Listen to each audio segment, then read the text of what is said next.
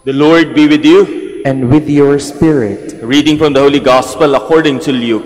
Glory to you, O Lord.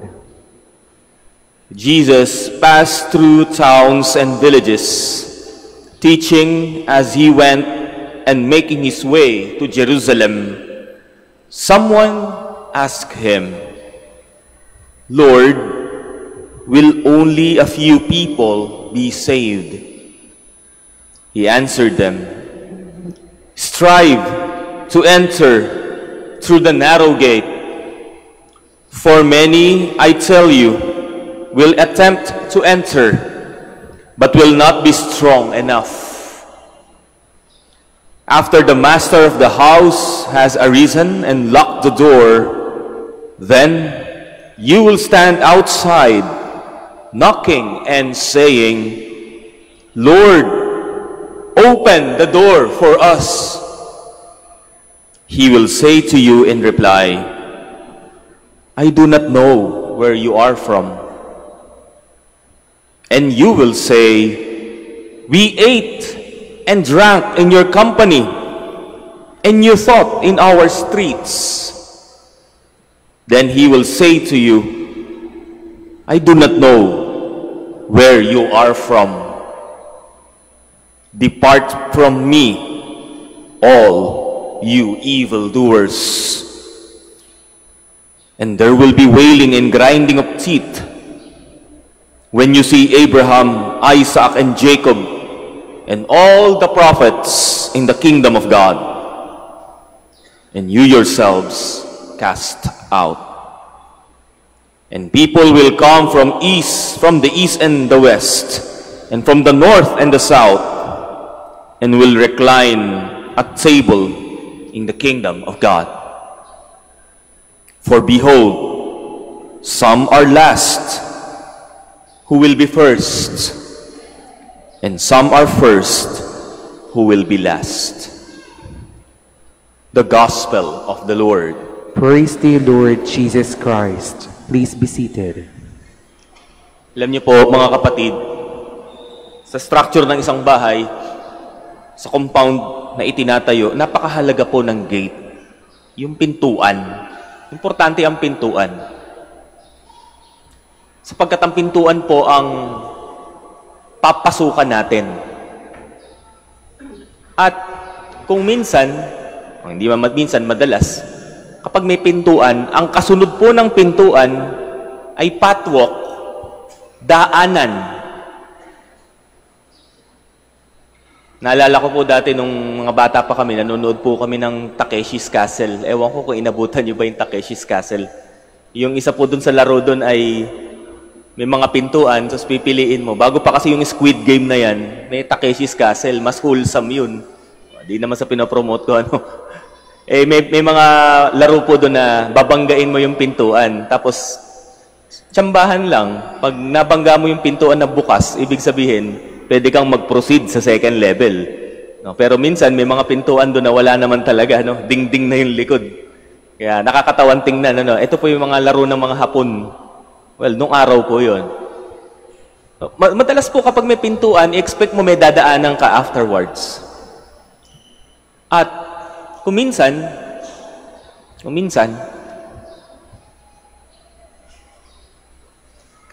yung dadaanan, hindi naman maluwag. Minsan masikip. Pintuan, pagkatapos ng pintuan, may daan. Mga kapatid, tayong lahat dito sa mundong ito ay naglalakbay. We are all pilgrims. As most of you here, punta kayo sa Manawag for a pilgrimage. In general, tayo pong lahat dito sa mundong ito ay manlalakbay lamang. May simula ang ating paglalakbay at may wakas. At sa ating paglalakbay na ito, sangkatutak ng mga pintuan, sangkatutak ng mga daan, ang kailangan nating piliin at kailangan nating pagdaanan.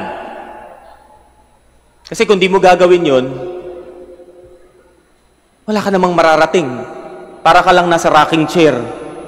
Ugoy ka ng ugoy, pero actually hindi ka naman lumalakad. Napapagod ka, pero hindi ka nagkakaroon ng direksyon ng buhay mo. So, ganun ang buhay, mga kapatid. It's a matter of choosing the door at lalandasin mo yung daan na nandun sa likod ng pintuang iyon. Kaya nga ngayon, mga kapatid, sa ating ebanghelyo, tayo pinapaalalahanan ng Panginoon na mag-ingat tayo sa mga pintuang pinapasok natin. At suriin nating mabuti yung mga landas o yung mga daan na dinadaanan natin.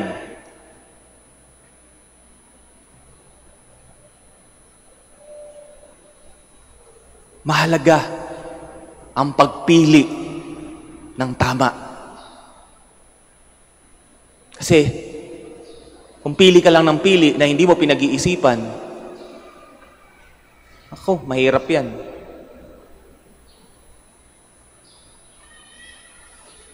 Mga kapatid, bago natin basahin ang ebanghelyong ito, binanggit sa Gospel Acclamation, sinabi ng Panginoon, I am the way.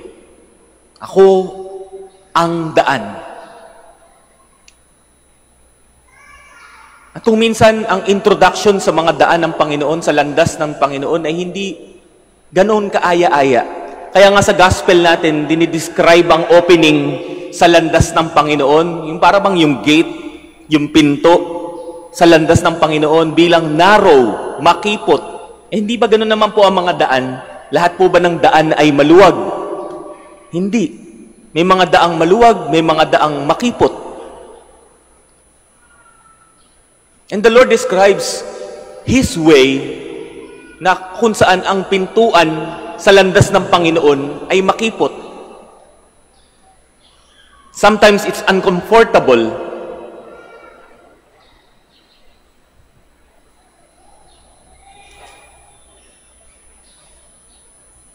Eh ano ba yung landas na nais ipakilala o ipaalala sa atin ng Panginoon ngayong araw na ito? Ano yung landas na yun?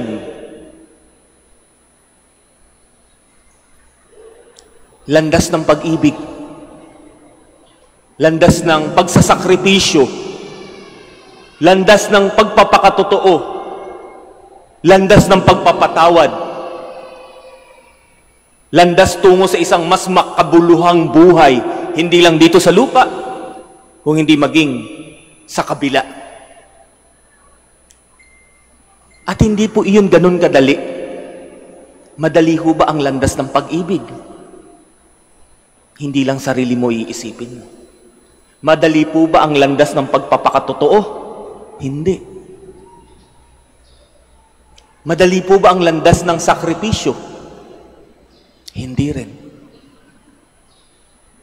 Madali ho ba ang landas ng pagpapatawad? Hindi rin. Bakit hindi madali ang mga landas na ito?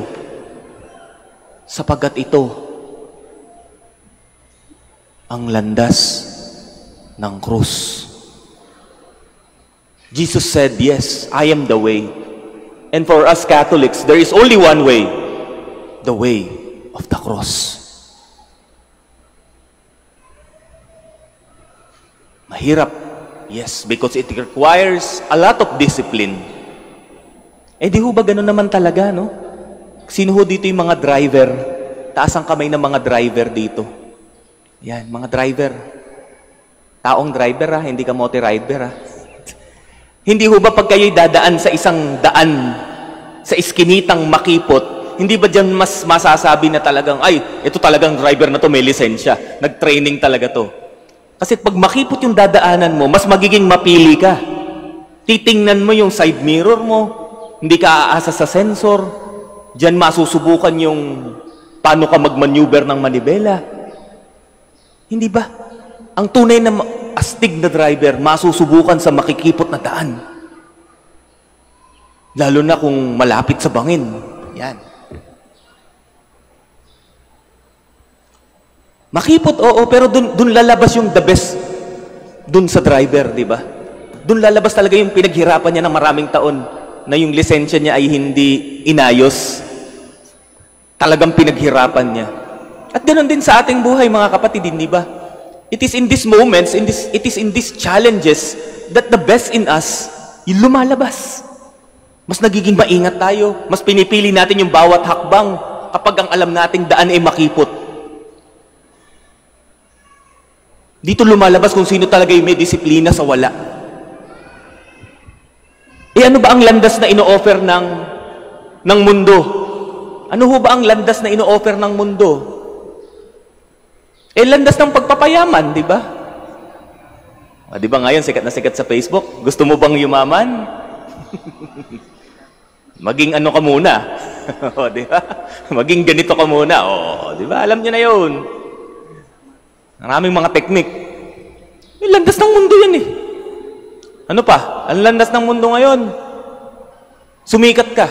Kahit anong gawin mo, basta mahalaga sikat ka. Kahit may masagasaan kang tao, mahalaga sikat ka. Kasi every follower counts.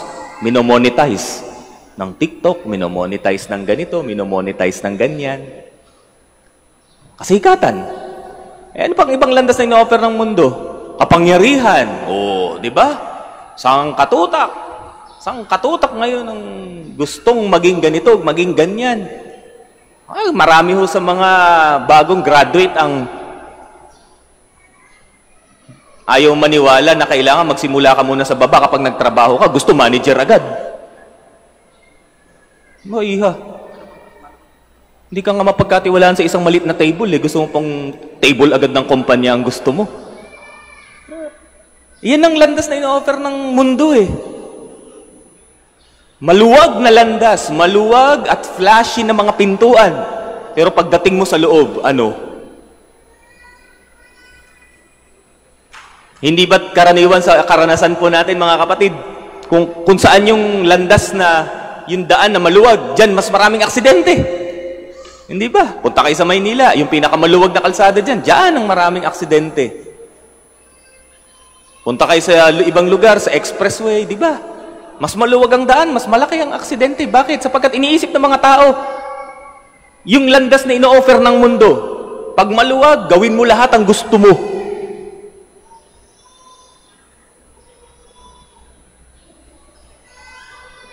Kaya nga mga kapatid, paalala sa atin ng Panginoon, mag-ingat tayo sa mga pintuan na pinapasok natin. Mag-ingat tayo sa mga pintuan ng mga opportunities na ginagrab natin, na hindi man lang natin pinag-isipan. Sapagkat makikita natin, pag tayo gumawa ng choices, pag tayo pumili ng pinto, gumagawa na rin tayo ng roadmap ng ating buhay. At sinasabi sa atin ng Panginoon, mga kapatid, hindi lang dito sa mundo ang ating buhay.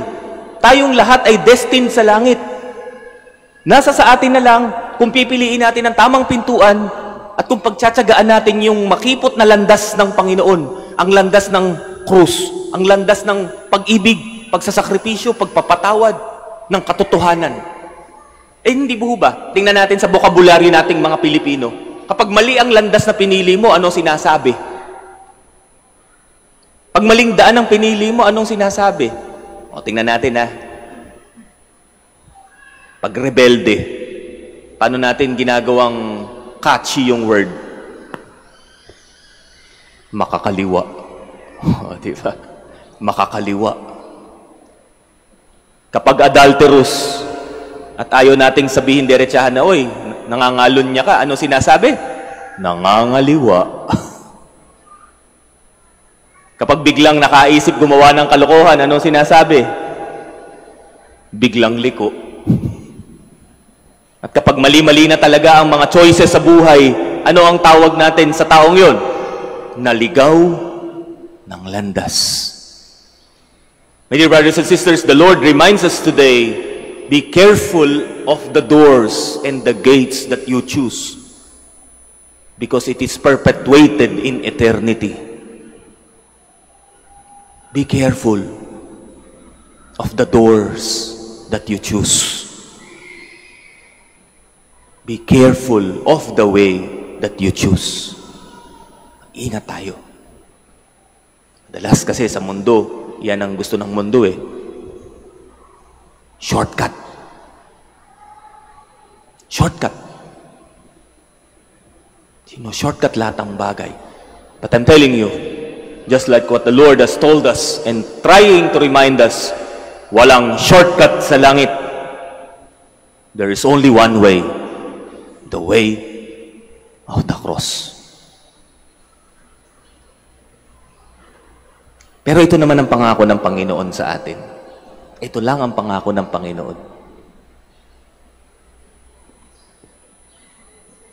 Wala pong sino man ang pumili sa Kanya.